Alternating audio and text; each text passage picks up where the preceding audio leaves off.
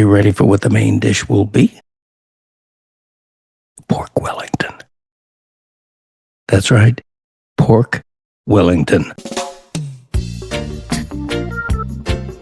This is the Greg Cote Show with Greg Cote. Pardon it. Here's your host, Greg Cote. Well, thanks for joining us again, people. We have, that almost sounded like the ending of the podcast instead of the beginning. I'm sorry, we just started. You're starting with the ending in mind. I know, don't leave, we just began. It's a little too forward thinking, Greg.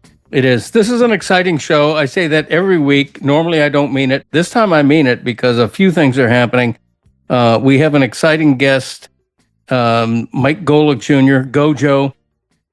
He and our pal Jessica Smetana are beginning a brand new podcast about Notre Dame fighting Irish sports, especially football, but other sports too. And so I want to talk to Gojo about that. He'll be joining us soon. Christopher is God knows where, doing God knows what. He'll be joining us from the road. I think he and a bunch of other families with small kids are in Orlando, but I could be wrong. And most exciting of all, the conclusion of the Herb Top 20 Countdown. This is big. This is big. We have Herb number 1 in our countdown. That shall be revealed. My favorite thing about that entire segment, Greg, is that now that, you hated the idea of, Chris said, I want you to read through all of these each week. Yes. And after we got at around week 15, and you hated that idea, but you stuck with it, and now he hates it so bad. Once we got past like week 15, he started regretting it completely. Right. I know. But my favorite part isn't that Chris regrets it. It's that you recapping all the herbs so far takes longer than the current week's herb. It does. Right. It's called Killing Time on a show. It's content. But what a journey it's been. You know what? I did the math today, and this was totally unintentional, but it turned out a perfect 10-10 mix of actual herbs, actual edible herbs, or usable medicinal whatever herbs, and people named Herb or Herbert. So I didn't intend it to be like 50-50, but it turned out that way, which I thought was kind of neat. I want to tell you all how happy I am to be back in the USSA, to coin an old song from the 60s, back in the USSR. Greg, that's a little too close to home. It is. But the wife and I spent the past week plus in Vancouver, and I have to tell you, an odd highlight of the trip for me was doing something for the first time in my life. When you get to be 70 and you are doing something for the first time in your life, it takes on a little bit of gravity, a little bit of weight. It's like, wow, why am I doing this now, or why have I never done this before? You finally lost your virginity. Good job, Greg. Congrats on the sex. Right. I don't know how I had 2 kids who are now adult males, but somehow we pulled it off. So I took a tour of beehives, and I had never done that before because it required me to wear one of those hats with the netting all around it that protects the face and the neck in case of a bee attack. And if you're watching on YouTube right now, you can see this picture. Yes, there you go. Another reason to check out I keep saying it's our new YouTube channel. It isn't quite new, but it's up and running really for the first time in the past few months. So check that out if you haven't. Subscribe or do whatever the hell you do to a YouTube channel. Doesn't cost anything. And so I'm on the top floor of a high waterfront hotel in one of the largest port cities in North America. Busy as hell, busy city, happening place. It's busy bee. That's right. My wife and I are the only ones who signed up for this guide. So it's literally she and I and the tour guide, a lovely woman who was also wearing one of these funny hats. So the story is, I imagined, even on the top floor of a hotel, I imagined a collection of beehives would be, partly for the danger factor, would be sort of secluded, out of the way. It could not have been the opposite.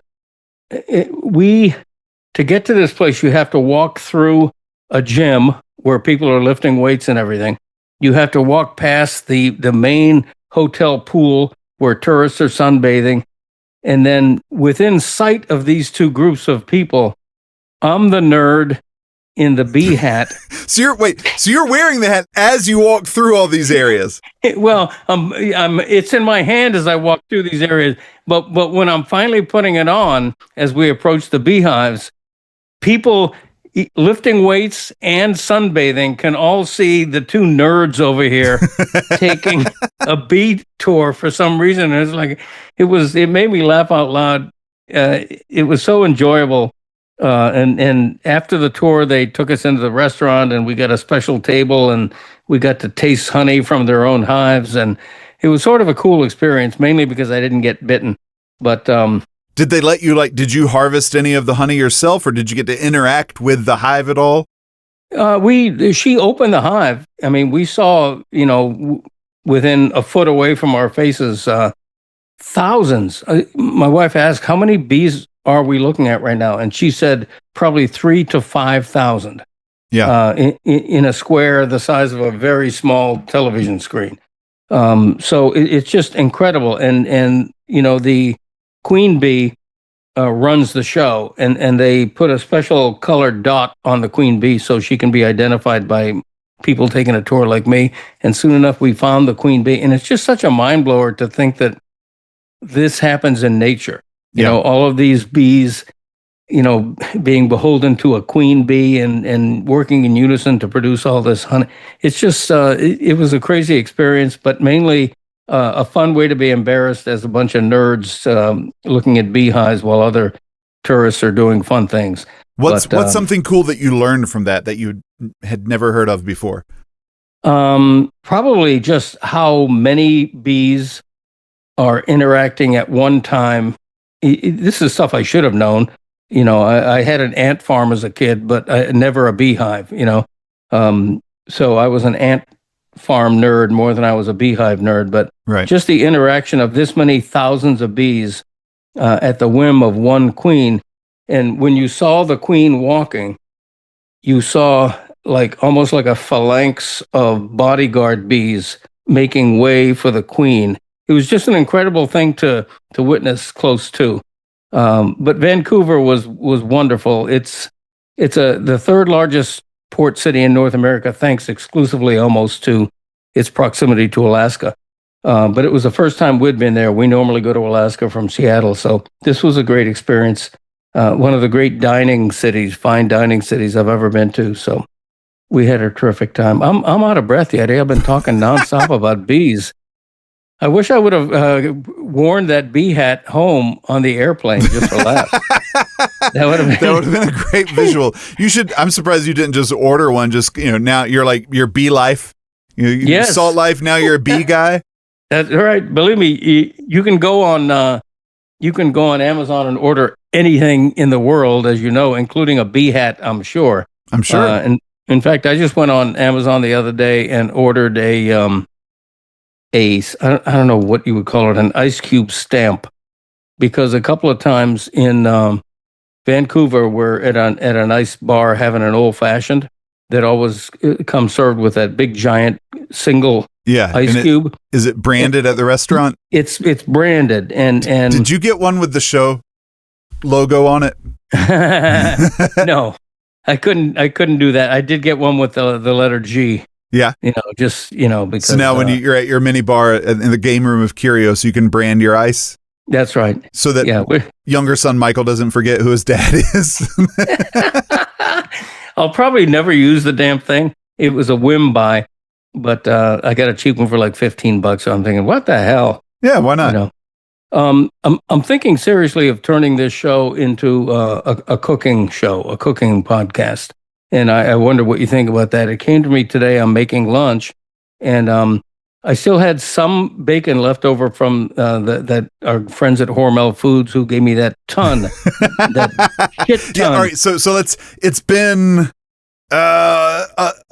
it's been a month. Yeah. It's been a little bit more than a month, about 6 weeks. How much bacon you started with? I think 40 pounds of bacon. How much bacon do you have left? I think I gave away half of it.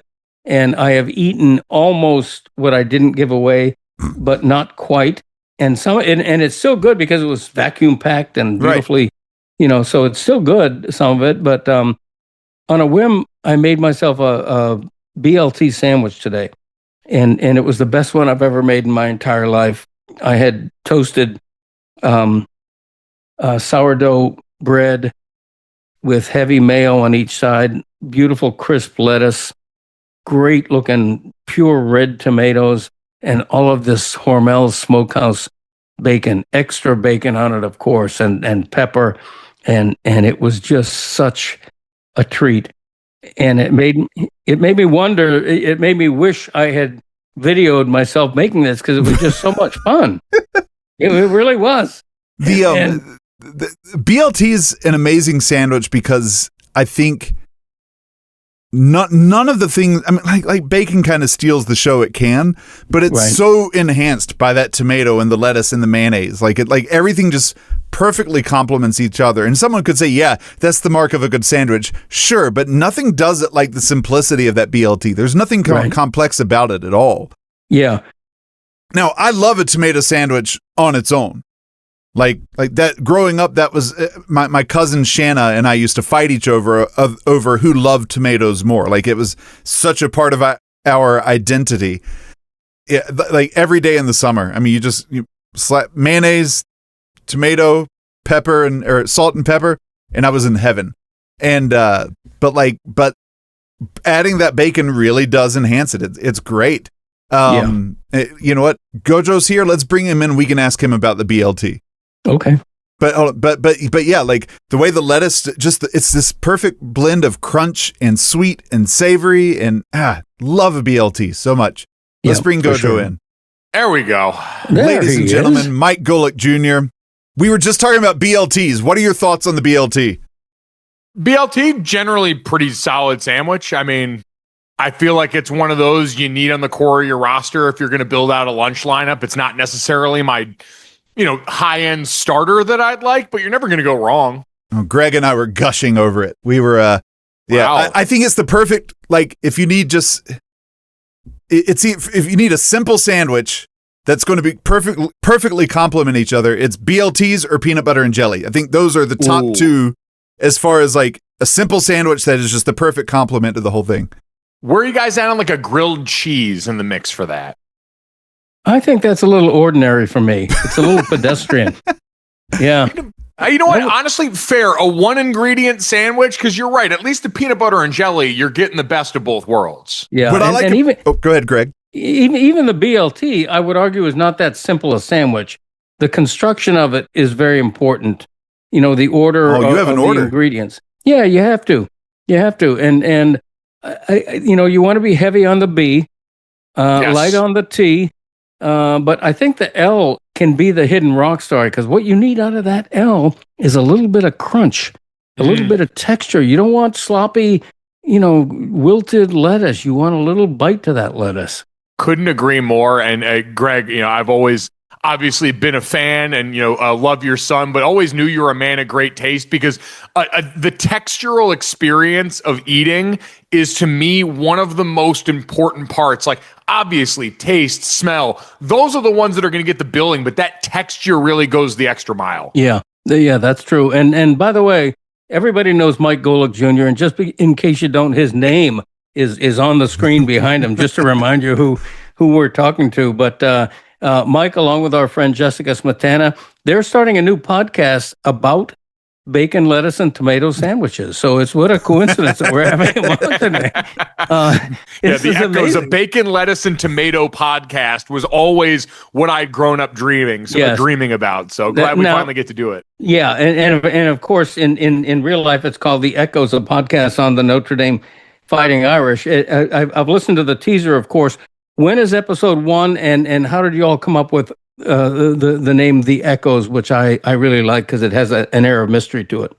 It does. We like to be a little bit mysterious. We actually now you can go and check out wherever you get your podcast, our YouTube channel as well. We got 2 episodes out there now for you. So we did a little preview of the season, some expectations, and now Notre Dame had their first training camp practice yesterday, their second one today. And so we got into a little bit of breakout star look ahead. The Notre Dame USC rivalry has been talked about a lot. Lincoln Riley and Southern Cal kind of using it as a bit of a leverage point in the conversation about the playoff. But the echoes, for us, we're a part of a larger group of podcasts. Sinclair is doing, they've got an Ohio State podcast called The Script in reference to the Ohio State, script that you see before the game. They've got the Stampede for Texas, and they've got an Alabama Crimson Tide podcast as well.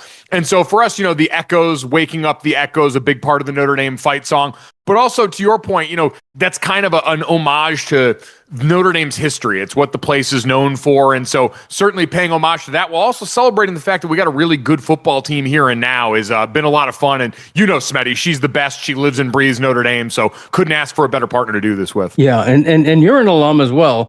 Yep. You're older than Smetty, but not that much older. I want you to reveal how old Smetty is, because I don't even know. Like 45 I was a 2012 Notre Dame grad. Jess is my sister's age, actually. So both of them 2016 Notre Dame grads. I'll let you. I don't feel bad because Jess is still very young. Like, yes, it's not one of those things where I'm going to age someone or anything in that way. But yeah, both of us proud Notre Dame grads who just missed each other on campus, which I'll say to make myself feel less old. Now, when people think of a Notre Dame podcast, they rightly think football first. Did you consider, just as to zig when other people are zagging, did you consider that the premiere episode would be you talking about, women's rowing and men's tennis instead of football, or did you just want to go right to the source? We thought about it. We fought real tooth and nail with our producers and the higher ups on that because I wanted to lead with Notre Dame men's lacrosse. Jess obviously wanted to lead with women's basketball. We were able to get that in at the end because we've tried to tell people, like, part of the coolest part for me, being an athlete at Notre Dame and playing football, the coolest part about that whole experience for me was I got to go watch my friends who just happen to be some of the best athletes on the planet in their sport. And like, Notre Dame women's hoops has been incredible on campus for the longest time. Men's lacrosse won back-to-back national titles before this last season. So we're gonna wedge as much of that in as humanly possible, but we'll hook you in with the football stuff since we know that's what pays the bills.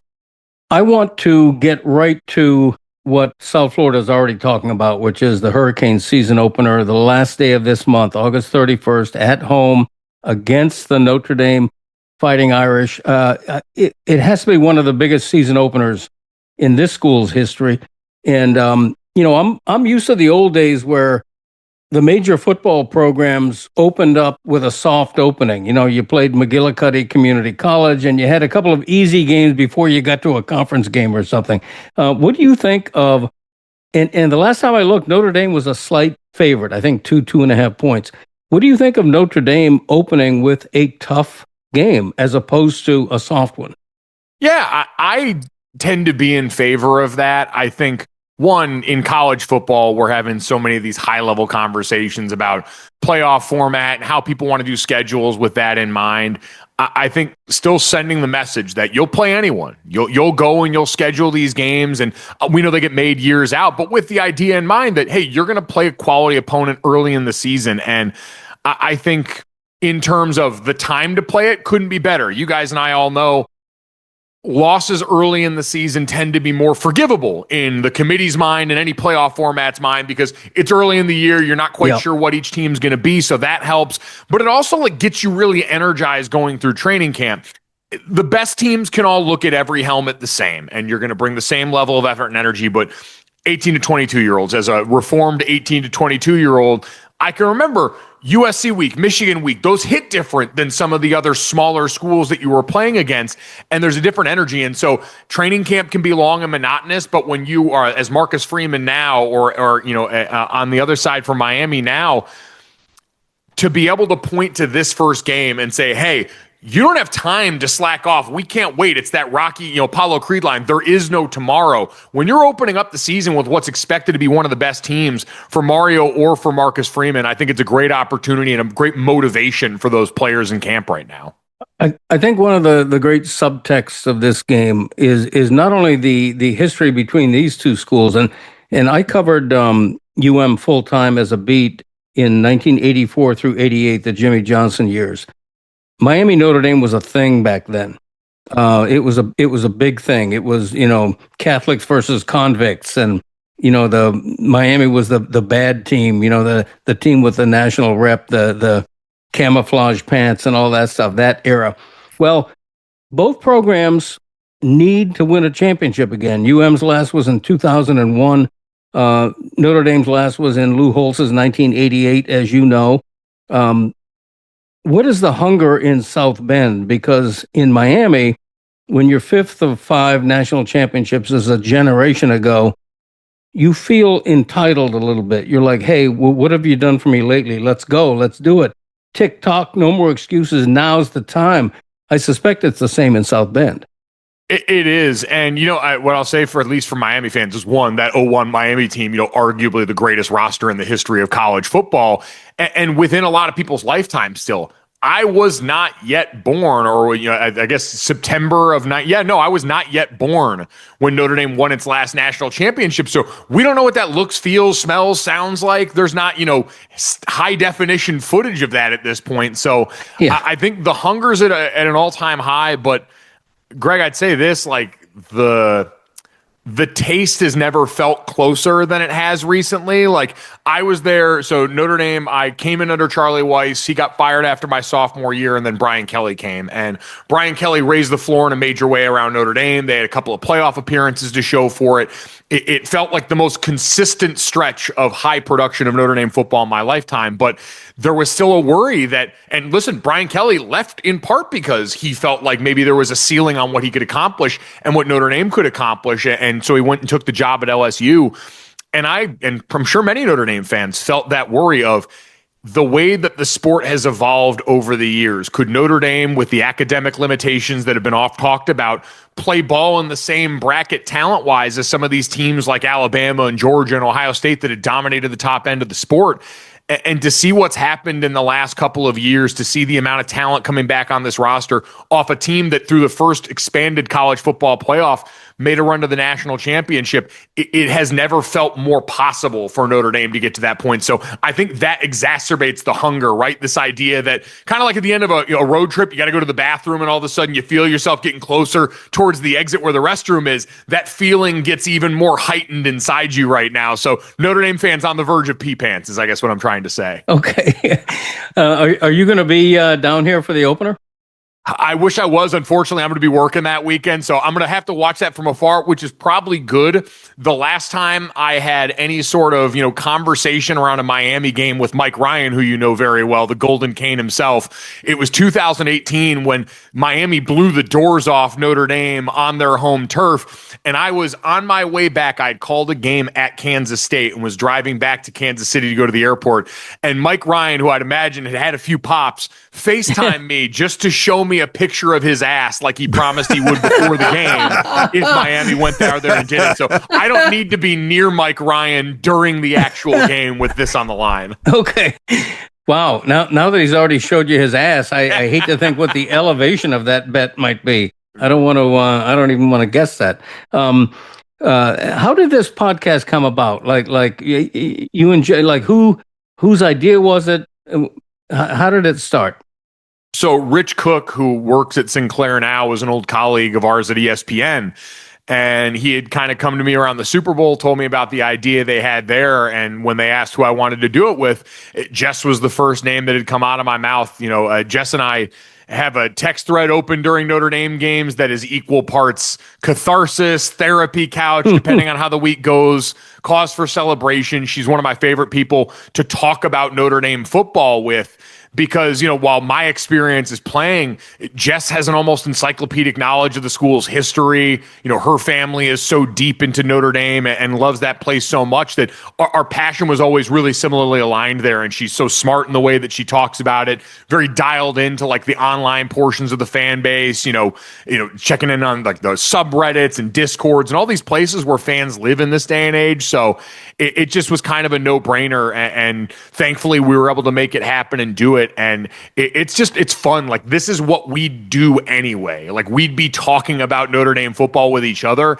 And so to now get to put this out publicly and interact with other fans who feel like us and sound like us and have questions that maybe we're in a position to answer a little more because of, connection to the university, history, and playing and being a part of this program is just kind of icing on the cake. I wonder if there's something at the end of the season, if on your show you could do go back through your text thread and count how many members of the staff you fired and rehired or elevated.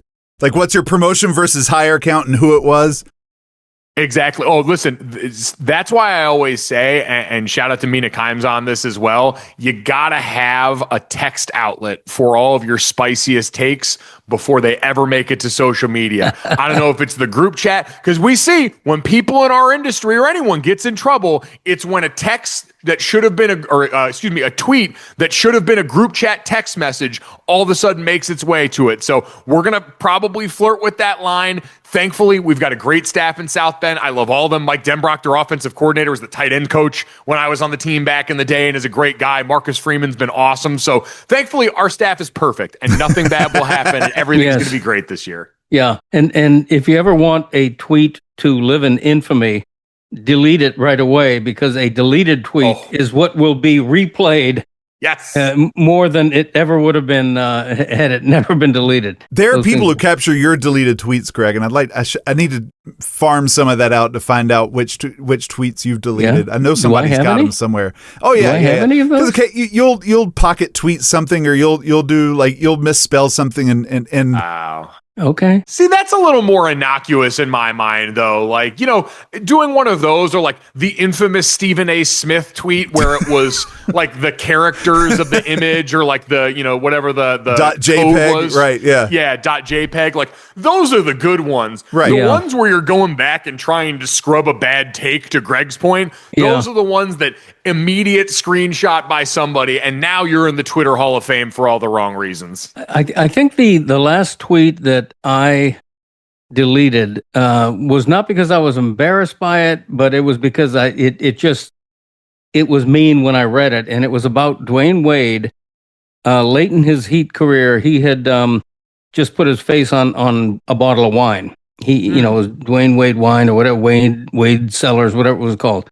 And the year of the first bottle was something like 2016, and I tweeted something to the effect, the last year of his prime, or just something like that. And it was just mean. And Dwayne, he saw it, right?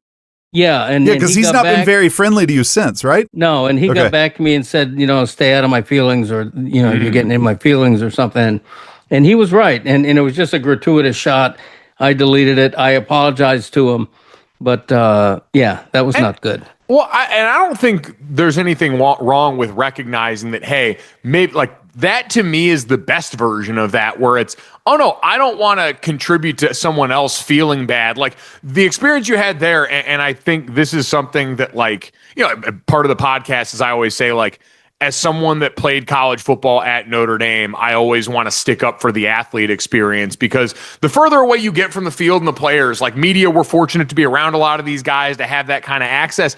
You just start to treat people like a transaction, or like a stat line, or like something that, to your point, gets to a certain point where it becomes negative. And we get examples all the time. I remember Eddie Lacy, when he opened up about, feeling like his body and being fat shamed and how that had affected him mentally. Like, it's a good reminder when we get checked. I've had coaches DM me before when I've said stuff about players that have checked me about stuff that I don't know. And it's a good reminder, and like a fun one, that, like, oh, people are listening, but also, hey, we got kind of a responsibility to make sure that we're not bleep holes about it. 100%. And one thing I've learned to appreciate over the years more than I used to, and part of it was the experience with Dwayne, is that, man, it's tough for great athletes to age, because they know before fans do that they're not quite as great as they used to be, and they're playing through that, and they're trying to disguise it, and it hurts.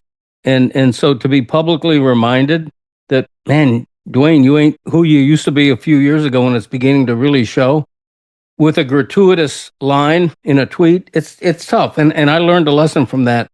Greg, go ahead. Sorry. Finish your thought. Okay. I'm sorry. I was going to say, Mike's dad played in Miami for a year. Did you ever write anything about him? Wow. What year would that have been? That's a good question. 93, according 93. to Wikipedia. Okay, I covered the Dolphins then, but not as a full-time beat. That was Marino was sort of still in his prime then. I covered the team full-time in 2000 and 2001. Everybody thinks I covered the Dolphins and still do, but I only covered the team those 2 years. No, I don't remember Mike Sr., as I call him. I don't remember writing about him. How did your dad like the Dolphin years? It was so he was in Miami for 1 year, and it was tough. Marino, that was the year he got injured after they started off the season really hot. Yeah. And so things kind of went haywire after that. But my dad was also playing with a staph infection basically the entire year. It was his first year. He'd been in Philadelphia with that great defense for 6 years with Reggie and Clyde and Jerome and all those guys. So I think playing the whole year, as he talked about it, like the staph infection was, I believe, in one of his butt cheeks or like his high glute. And so he spent the whole year getting the infection like cleaned out and stuffed with gauze and playing through it. And it just, oh my God, it really was not the most enjoyable year in South Beach from what Dad, and this is all stuff he's told publicly. I'm certainly not betraying a trust, but yeah, it was in a lot of ways maybe a year to forget. Do you and your dad ever talk about your playing days together? And not together, you were obviously years before him, but both of you preceded NIL and the way salaries have exploded. Is that something you look back on with any not regret, but just you shake your head and you go, man, if NIL was around when I was in college, I'd have gotten something. I might not have gotten 2 Cadillacs or $4 million like Carson Beck, but I'd have gotten something. It's one of those things. It's fun to suppose about, and I'm fortunate I get to do it from a position of privilege. I've grown up. Dad provided a lot for us, and I've been fortunate since then to be in a good spot. But it's fun to think because, like, I think of all the places. Because your point, I was a average to slightly above average college offensive lineman from Central Connecticut who was like a 3-star recruit coming out of high school. So I'm not having to worry about my Lamborghini getting stolen out of the driveway, but I feel like, because we've seen a lot of these group NIL deals for offensive line, at the very least, like, never would have paid for a Thursday night dinner again. Yeah. Never would have had to pay for lunch at Martin's Side Door Deli down the street. And if I had gotten together enough money, maybe by the time I was starting my 5th year senior year, we went 12-0. So you're probably getting a little bit of uptick in some of the off-field money. Then all of a sudden, maybe I could have gotten like part ownership. Like there's this great, it's Club Fever, God rest its soul, is no longer in existence. It was billed as Michiana's hottest nightclub because it was the only nightclub in South Bend, Indiana. And it was the Thursday night spot, and it was beloved by the student body from my era of Notre Dame. And if I had had enough money, Club Fever that eventually closed down, I promise you, me and my teammates would have saved that, and we would have been part owners in that bar by the time we left campus in South Bend. So that's the stuff I miss. Like, other than that, I'm so pumped. Like, I think everyone, for the most part, and you see this with guys in the PA and the NFL, you want to leave it better than you found it, and you hope the next generation gets to do better. As someone that's always gone to bat for players deserving more in a bigger piece of the pie than they've had in recent years, to see these guys now getting to that point is awesome, and I love it. So there's no jealousy or animosity here. It's just kind of fun to wonder what we would have gotten broken off with back then. Yeah. No, I can imagine. Yeah, I feel like I would, had I played college football, I would have been the lowest possible rung. I would have gotten the deal with the guy in the mall shining shoes. I would have gotten like free shoe shines or something. That goes. That's what I always tell people though, is like, if you had made like $10,000 in a year in South Bend, Indiana, that's insane. Like, I go back there now, when I sign checks at the bars around there, I'm amazed at how cheap stuff still is in 2025. You'd have given us like 5 figures at that point, and you're rich in like towns like South Bend. Especially with a 19-year-old's mindset, too. It's like, this is ramen for 10 years, That's the biggest shame of it all, is it robs me of my favorite transition moment in sports. It's when athletes got nice suits. Because in college, you used to have like the end of year banquet and some formals, and you'd be wearing whatever 3-for-1 suit you got from Joseph A. Bank, balling on a budget with whatever money you were able to scrape together. And then all of a sudden, draft weekend, you'd see these guys get fronted money from agents and all of a sudden have us all pouring in. And now they're out there like Caleb Williams accepted the Heisman in a Gucci suit 2 years ago. We've lost those recipes. Now these guys all look great. They're tailored. Everything's custom done in college. college. Like, that's the part I will miss, is just how bad the suits and stuff used to look before you got to the NFL. The Canes new quarterback Carson Beck, there was a police report that he had a car stolen down here. You know, back in the day, a high school player's car stolen would have been like a Hyundai or a Toyota Tercel. Oh. It was like a high-end Lamborghini, it was like a $400,000 car. Greg, me and my 4 roommates, when we had winter workouts, Kyle Rudolph, who ended up, going on to over a decade-long NFL career and made a ton of money and drives a really nice car now, at that point had an old beat-up Toyota Camry. And we used to sit, like, before winter workouts, it'd be 4 of us packed into the Camry. It's freezing cold in the middle of January or February in South Bend. We all have our winter coats on because the car's not on yet, and we're sitting there just listening to the alternator chug and churn and praying to God the car starts that morning so we don't have to make the jog over to campus to try and get to the facility in time in the morning. So it was a very different world where we're just trying to get that thing to start and then not slide off the road when the snow hit. Mike, we're going to let you go. I need a quick thought though on NFL and Dolphins. As optimistic as people are about down here, the pessimism surrounding the Dolphins is pretty palpable. They were 8-9 last year. I think the under on wins this year is 7.5. They're just seen as a mediocre team that's got a minimal shot for a wild card, no shot for a championship. Where do you pigeonhole the Dolphins in the NFL hierarchy?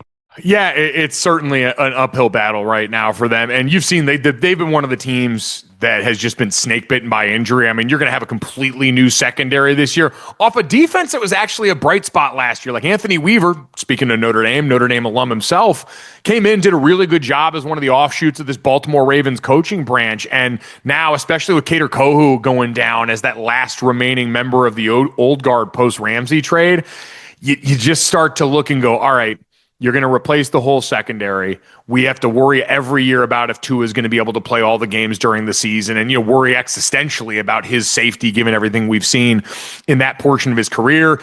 He talked pretty openly about trying to mend fences with Tyreek Hill after the way last year ended. The offensive line, I get by the end of it, your offensive line already wasn't healthy. You've got some important retirement there, but like that's always been kind of a work in progress under Mike McDaniel. So there's just so many question marks at this point that, in this division, I think ultimately the Jets are probably still going to be the bottom rung of the AFC East. But like the Patriots, for all the changes they made this offseason, the way Drake May was able to go out and perform last year with basically nothing around him, like they're a team I wonder, could they be in position to maybe jump over the progress the Dolphins have made and start to reestablish their hierarchy again in this division? Now, as I let you go, as someone now, the face and heartbeat of the newest, biggest Notre Dame podcast on the market, are you beholden to be a homer? Like, are you going to pick Notre Dame to win every game? Or are you allowed to pick Notre Dame to lose once in a while if you think they might, like on August 31st? How does that work?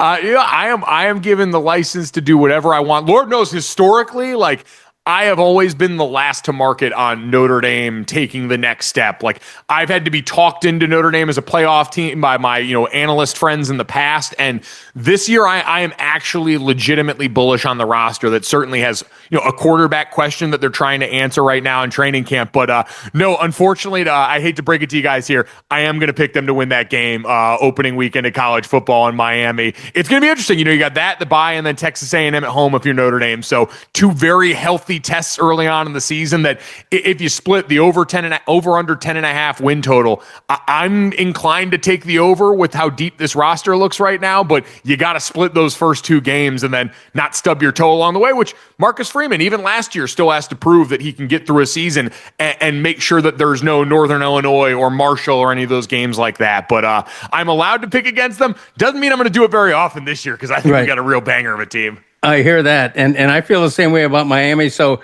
I'm going to pick the Canes in the opener 30-27, and my one promise to you is that if I'm right, I will not send you a text showing you my ass, like Mike Ryan. I promise that. You're a gentleman and a scholar, Greg Cote. I appreciate that much. Thank you very much. Mike, we've enjoyed this. Thank you, and the new podcast with Jessica Smetana is called The Echoes a podcast on the Notre Dame Fighting Irish. I wish you all the luck in the world. I can honestly say, I think when you talk about national sports brands, I put Notre Dame football up there with Yankees and Celtics and Lakers and all of the biggest brands in sports. So you've got one of the ones in the college game, along with probably Alabama and Ohio State and whatever select few others. So good luck with the podcast. I'm sure it's going to be a big hit. Thanks, Greg. Really appreciate it. Okay. Thanks, Mike.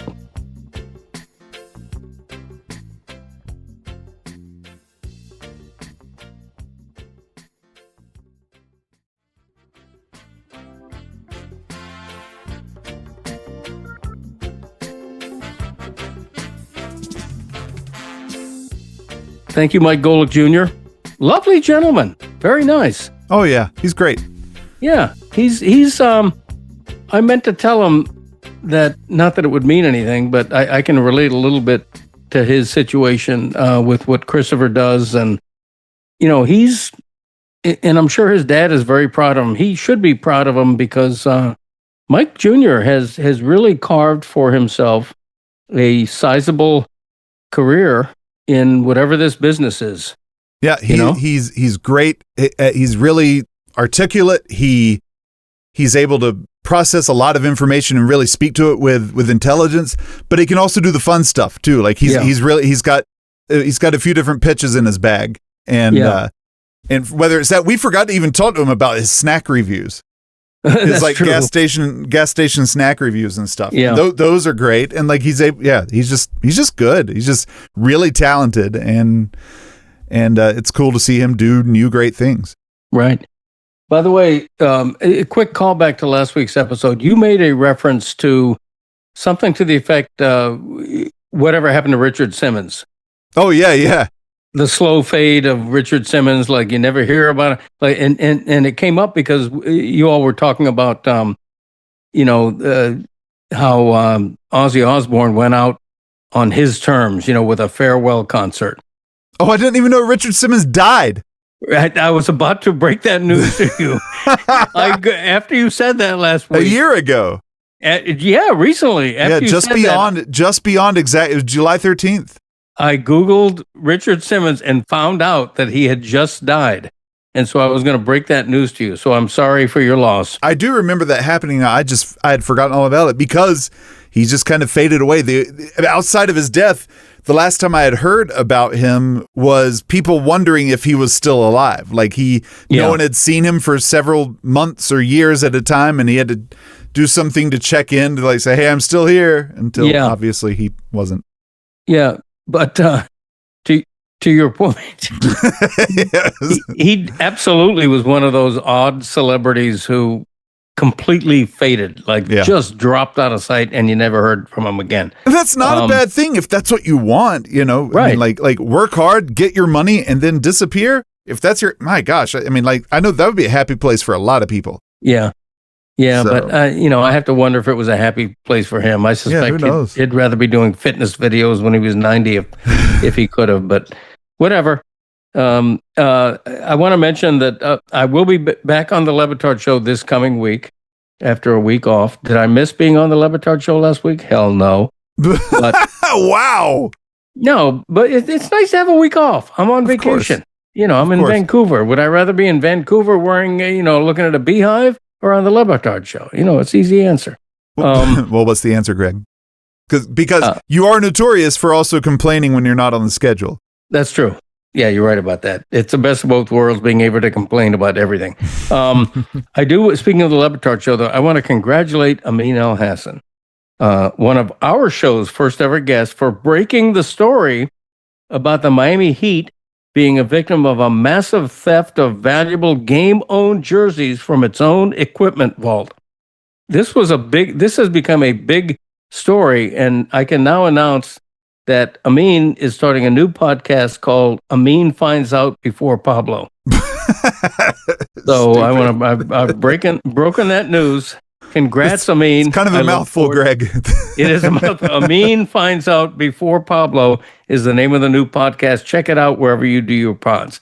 I have a serious update on the horse racing front. I know nobody cares about my racehorse Calmly like I do, particularly listeners of this show, but maybe a couple of you have sort of been following along. I've already forgotten what your new racehorse's name is. We'll get to that. My racehorse Calmly. It's not La Playa. It's something. It's Isla Grande. Isla Grande. That's right. Yeah.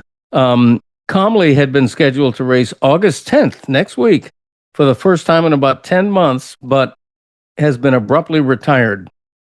It turns out she bled from her trachea for a second time this season in Germany while training, and will soon be sent to Watership Down Farm to be prepared for a December auction sale. Horse racing works like this.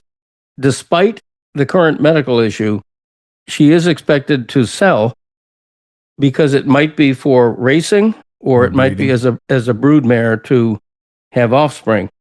She is a stakes winner, and she was previously owned by the late Queen Elizabeth II. So the thinking is she might be of interest for her continued racing acumen, for her ability to provide offspring as a filly, or if you're a collector of any sort of racehorses, you might, and you're a fan of the royal family, there is some value in having a horse who you can say was raised by, trained by the royal family, under the auspices of Queen Elizabeth II before she passed away, and her surviving husband said, I don't like horse racing, and sold all her horses. How excited are you for that $18.75 check?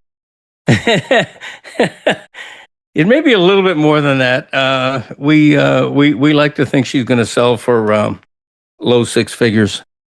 Of which your contribution will be $18.75. Well, it'll be 2.5% or whatever of a decent amount. Whatever. I don't really care about the money. It's just so much fun owning a racehorse. And you're going to go watch Isla race soon, aren't you? Isla Grande is presently under the tutelage of the acclaimed trainer Bill Mott in Ocala, and is set to race in December, coming up soon, at Gulfstream, which is about a half hour or so from me. So for the first time in my horse race owning career of 2 years or whatever, I'm going to be able to go to a local track and watch in person as my horse runs a race. So it's going to be exciting. I'm really, really looking forward to that. I can't even tell you. Greg, I'm getting notifications from the listeners who are listening to this episode right now, and they're wondering, where the hell are dad jokes? Okay. You can't possibly be right on that, but here they are. Here's dad jokes. He's always kind of thinking that his puns are in vogue. He cracks himself up like an egg with a yolk, and now Chris's morale is broke. Dad jokes. I have a feeling, this is a disclaimer. Okay, applying to both dad jokes and Three Facts Jack this week, I'm concerned that a couple of these I've done before. Okay, so I want you to be honest with me. Dad jokes number 3, how does Cupid visit his girlfriend? Let's see. How does Cupid visit his girlfriend? I don't know. On an aeroplane. I think you're safe on that one. I don't think you've done that one before. All right. If you're not sure, give me the benefit of the doubt. You'll get the benefit of the doubt. Number 2, how much did the pirate pay for corn at the farmer's market? Yarg. I don't know. A buccaneer. That one? Oh, Greg. That's a repeat. I know it is. So why didn't you get it then? Because I didn't remember. I remember a lot, Greg. I've got a lot of plates to spin. So it was a repeat that you did not remember. Okay. All right. Number 1. What is a frog's favorite type of shoe? Open-toed sandals. You didn't even give me a chance. I wouldn't have got it. But okay. There you go. All right. If I can prove that the Buccaneer is a repeat before the end of this episode, you have to retire it for a month. Oh, wow. Okay. Three Facts Jack. There are 3 things that interest him, so sit right back for 3 Facts Jack. I think one of these might also be a repeat. Number 3, a female donkey is called a jenny. Number 2, there is a town in Norway with the single letter name A, from the Old Norse word meaning small river. I did know that. Really? Yeah, I've heard it somewhere. I wouldn't have, if you asked me what, the A, one letter Norway. town in Norway, I wouldn't have remembered, but Okay. I have heard that. Number 1, a blue whale's heart weighs about 400 pounds, and its heartbeat can be heard from 2 miles away. That's pretty cool. I'm not going to be able to prove, I don't think. Good. So I think your dad Please jokes are don't. safe for right now. Okay, there is no gripe of wrath this week because I'm feeling merry and happy. And my wife is home right now, meaning the dog will be making all kind of noise as she walks in the door. No gripe of wrath this week, but we do have a worldwide randomness of facts. What do we call this? It's the worldwide randomness of life, Greg. Right, okay. I'm sorry. Okay. All right, hang on. Greg Cote's worldwide randomness of life. Worldwide randomness of life. It's worldwide. It's random. It's Greg Cote. Worldwide randomness of life. All right, hang on. Okay, and here they are. Okay, you ready? Yes. These in real time, these are the 10 things trending right now on Google search, and I want you to tell me which, if any, interest you. Number 1, Dairy Queen Miracle Treat Day. Closed kitchen trend comeback. Today, Wordle answers. Samsung Smart TV outage. Interstellar Comet 3i Atlas. Roger Penske IndyCar Fox partnership. Vans Old School 36 Souvenir Warm Brown. Six Flags America Fright Fest closure. Earthquakes. And Battlefield 6 open beta release date. Okay. What do any of those interest you, Greg? No, what interests me is that some of these, Such a bad segment. I don't even know. I'm looking at the words in sequence. I don't know what, like Vans Old School 36 Souvenir Warm Brown. I have zero idea what that means. I figured it had something to do with Vans shoes, like they're loafers or It something. could be. But click Okay. on it and find out, Greg. Okay, hang on. Okay, new Old School Vans shoes sell out. Listed for hundreds on resale market. Okay, there you go. All right. Very interesting. So interesting. That could be a gripe of wrath. The cost of sneakers. I mean, seriously, I think you when I have was done a a back kid, in my day on that. I think I have because it's so ridiculous. I used to buy 2 pair of sneakers for like $6.99 at a Western Auto, and they were like low. Your ankles weren't covered. Anyway, don't get me started.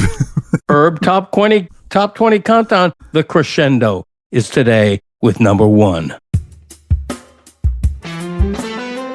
The Greg Cote Show with Greg Cote presents Greg Cote's Top 20 Herbs. Here's Greg Cote with your Herb of the Week. Waiting with bated breath, Greg. Okay, here we go. I need to quit just saying Greg whenever I'm waiting with bated breath, Greg. Hey, I'm looking this up on the internet, Greg. Yeti, stop. Stop Okay. it. Okay, carry on. Number 1, First- Greg. No, first the Damn it, I countdown. did it again. Shit. First, the countdown. The Chris Cote requested countdown. Whatever happened to Chris Cote, by the way? I think he purposely didn't join because he realized you're doing number 1. Okay. I know he's on vacation right now, but he said he'd be here. And Number I think 20. he purposely didn't join to avoid this. Number 20, Acmella oleracea, the toothache plant. 19, Hall of Fame cornerback Herb Adderley. 18, non-irradiated bay leaves. 17, 30th U.S. President Herb Hoover. 16, 1960s movie about a VW race car, Herb the Love Bug. 15, 1960s jazz pianist and composer Herb Hancock. 14, Aaron Rodgers' favorite hallucinogen, ayahuasca. 13, 60s and 70s TV actor Herb Edelman. 12, the king of herbs, basil. 11, the Miracle Man, 1980 U.S. hockey coach Herb Brooks. 10, the herb symbolizing long-lasting love, rosemary. 9, Los Angeles Chargers QB Justin Herb. 8, the herb salsa dip cannot live without cilantro. 7, world's most expensive herb, saffron. 6, NHL top career goal-scoring herb, herb cane. 5, the most misidentified of all herbs, the banana. 4, more than felines love Nepeta cataria, a.k.a. catnip. 3, to me it was an ounce in a plastic baggie, marijuana. 2, Egg McMuffin inventor Herb Peterson. And now. Here we go, Greg. Damn it. And now. I'm so nervous. And now. Number 1 is, number 1, the oldest, earliest, well-known figure with the name. He lived long before the concept of fame as we know it today, but in his time was a person of religious significance who died in the year 687. Okay. Topping our Herbs Top 20 countdown, grand winner of the Herb Alpert Cup is history's first major herb. It's Saint Herbert of Derwentwater, the Anglo-Saxon hermit, priest, and saint of 7th century England. This is so stupid. Thank you, Saint Herbert. Congratulations to his heirs. He's the only person on this list older than you. And even that might be questionable. That might be, he died in 687. And On the line. yeah, okay, you're right. It's close. Saint. I made it to the 21st century, and he didn't. So take that, Saint Herbert. And he of can take the Derwentwater. Herb Alpert Cup as our number 1 herb. That is correct. I'm going to go to Lou Scalia's trophy shop tomorrow morning and have an Herb Alpert Cup created and gonna send it to him? the heirs. Send it to the heirs of Saint Herbert. If we can find out. Greg, if he's living a true saint life in the Catholic Church, he probably didn't have children. Oh, that's a good point by you. You know, I never thought of that. Closest next of kin? Let's go on the hunt for Saint Get Henry Herbert's Louis heirs. Gates to help find his roots. Okay, I'm putting a call out right now. If you were listening to this podcast and you were related in any way to Saint Herbert of Derwentwater from 7th century England, give us a shout out. Okay. Stupid. All right. Okay. Oh, We're God. leaving. We're okay. Congrats, Saint Herbert. Chris Cote blew us off. That's okay. Baby. And we're leaving. We're saying goodnight to this podcast. Good night, podcast family. Thank you all for joining us again. Thanks to Mike Golic Jr. He was a delight. Really enjoyed his presence. New podcast called The Echoes about Notre Dame Fighting Irish. Check that out with himself. After you listen to ours. Yeah. After you listen to ours, check out his podcast, That Kind of Thing, with Jess Smetana. And that's about it. I'm out of breath. Ooh, I'm going to make a delicious Sunday dinner, which will have been yesterday by the time this new episode drops. I may do a video of it and broadcast it in next week's episode. Are you ready? Are you ready for what the main dish will be? Pork Wellington. That's right. Pork Wellington. Sleep on that. See you next week. Why would you pork Wellington? Oi!